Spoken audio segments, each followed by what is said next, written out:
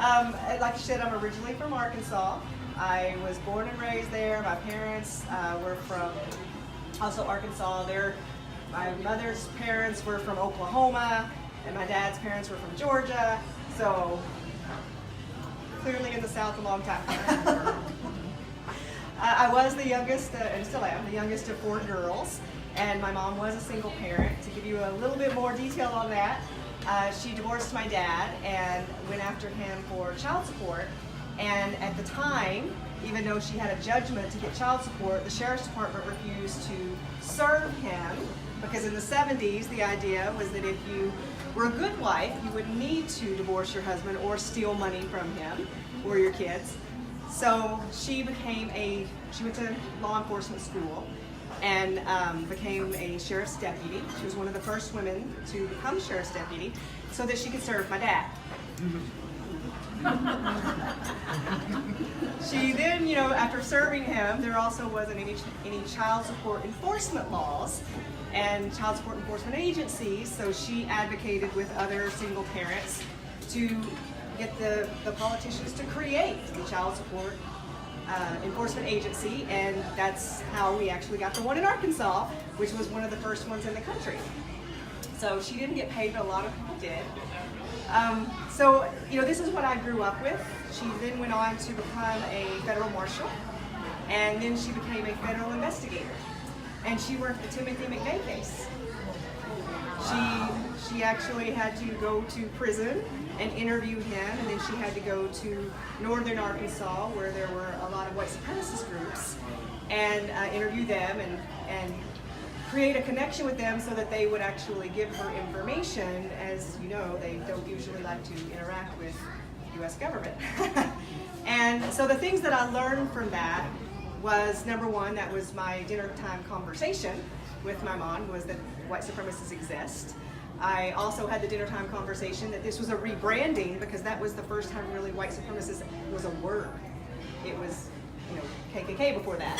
But right around Timothy McVeigh, there was a rebranding. It became white supremacists.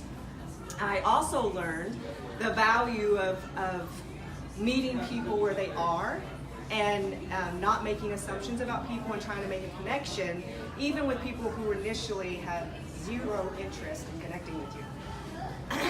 In 98, so I grew up, I played sports, went to public school, went to college, worked 3 jobs, so I wasn't able to finish college.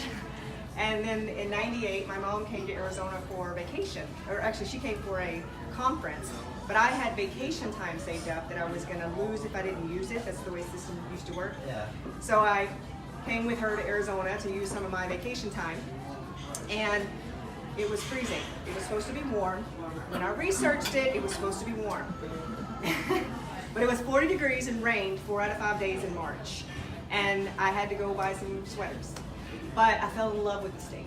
And then besides, everybody told me it's always warm here. It's unusual to be 40 degrees, unusual to rain for 4 out of 5 days. But it's usually 100 degrees, and I'm like, I can totally do 100. So I went back to Arkansas and turned in a 3-month notice. After 3 months, I loaded my car, drove across country where I did not know one person, didn't have a place to live, and didn't have a job. But I knew I could figure it out, which I did. Got here on a Wednesday and had everything worked out by Friday. Interviews, apartments, all that. But I couldn't start my job or move into my apartment until Monday. So I went to Tijuana because I'd never been there either. That's where I went for the weekend. Anyway, then I ended up falling into civil rights and social justice in the nonprofit world and did that for many years. And then I decided to go to law school and become an attorney. And I opened up my own law firm. And I did estate planning. And I chose estate planning and love estate planning because I love the planning part, where you can actually decide what will happen to your stuff after you're gone so that your kids don't kill each other after you're gone. But I had worked in civil rights and social justice so long that I had so many people who knew me and were doing referrals into immigration. And I've also worked in immigration as an advocate. You don't have to be an attorney to help people with immigration files. So I had so many referrals. I ended up with 2 things that don't usually go together: immigration and estate planning. So I got them coming and going. And then in 2016, I became really, really upset. And unlike most people, I think I became upset not just about the presidential election. I became upset about what I was seeing as a society. I saw that, yes, we had people running for office that were disparaging marginalized groups, and even disparaging and going against a lot of the things that I felt like my mom had already saw, like women's stuff. And then, a lot of things I felt like we'd gotten better on. But it wasn't just in the presidential election, it was filtering down into other elections, and then it was filtering down into the grocery store. So you had people repeating this rhetoric for no other reason than political gain. They didn't care that they were hurting people. And then you had people who were afraid to go to the grocery store. And so I turned to my husband and I said, I need to close my law firm. And he said, well, what do you need to close your law firm for? And I said, because I need to do something. And I need to not have two masters, because as an attorney, your clients, their life is literally in your hands. They can't afford for you to be distracted on something else. And I knew what something else I was going to need to really be all in. And he said, well, what are you going to do? I said, I don't know, but it's going to be big. So I've been told for years that I should run for a political office, and I always said, it's not my bag. I'm the one that holds politicians accountable, and I'm really good at my job. But then I started thinking, I told marginalized groups for years that there's only so much you can do from the outside to hold institutions accountable. At some point you have to get inside and change the conversation and the culture. So I decided to run for office, and then I decided to run for U.S. Senate because, one, I was qualified, and two, I was willing to do what I thought needed to be done to raise the expectation for this office. And the number one things that I felt needed to happen was, number one, we had two senators who were already, had more than one term. So each term is 6 years. So minimum, we were almost in 12 years. And no town halls. Not getting out and talking to people, not answering questions, not accessible. So the first thing I said is, I want to be completely accessible. I want to show that it can be done.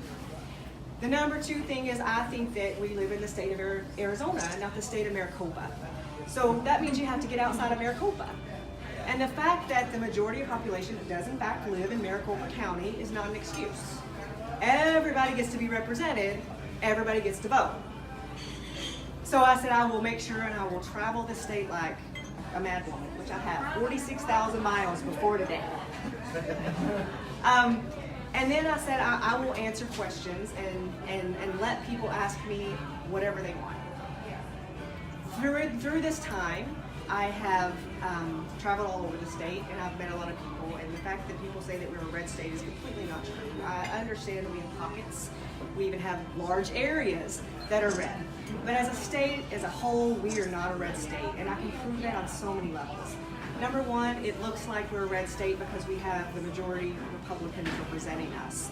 But we have the majority of Republicans representing us because we usually have blank spots on the ballot. That's a forfeit. If you're not running against, seriously, if you get your name on the ballot, if you have two names on the ballot, you literally have a 50-50 chance. But having a blank spot, it's 100% the other side. Number two, when you're not running candidates all over the place, you're not having conversations. People don't know what each party stands for because they're only getting one side of the conversation. Not only can you not change the ground where you live, but you can't support up ballot. So the people running for statewide offices have zero support, zero people having conversations on the ground in the other places where they also need votes and need people to know what they stand for. And number three, I've been traveling the state, not just when I started running, but for the 15 years as a civil rights and social justice advocate. And I have never met really bad people.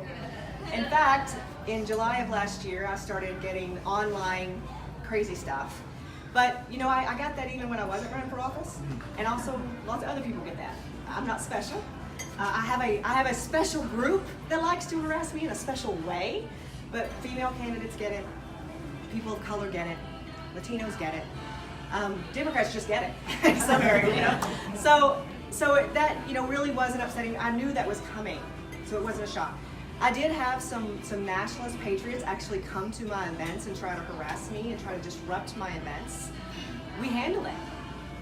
Because number one, they're potential constituents too, and they have every right to say whatever they want to me, because I'm running for political office. And we would invite them, we would let them come into our events. We didn't take their information, we didn't ask them for, I don't do pay to play anyway, anybody can come to my events, but we didn't have any kind of restrictions so that they could come in. We knew they wanted to disrupt, and we allowed them, we engaged them.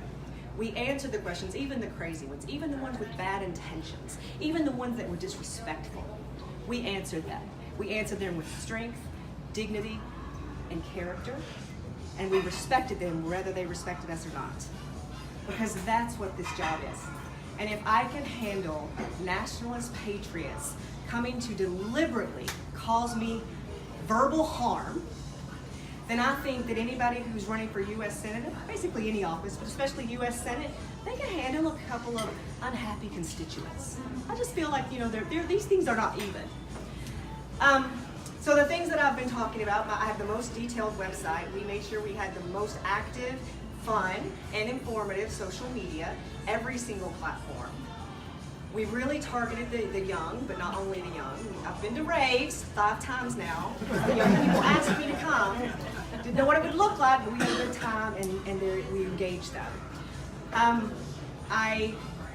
Number one, I believe that we need to get money out of politics.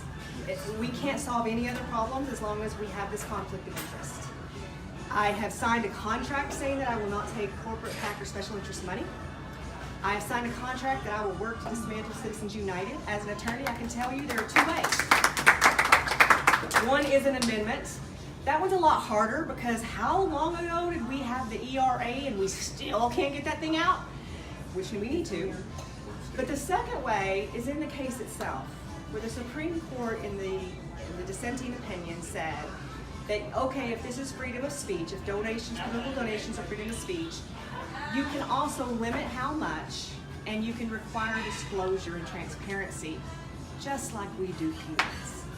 So if it's freedom of speech, the corporations don't get more freedom of speech than humans. That's a pretty simple concept. Number 2 is healthcare for all. We've got to have Medicare for all. Every industrialized country in the world's figured it out. We are not the country that can't. I did not grow up knowing, believing, or ever seeing that we were the country that can't. There are plenty of systems out there that we can look at, including capitalist countries.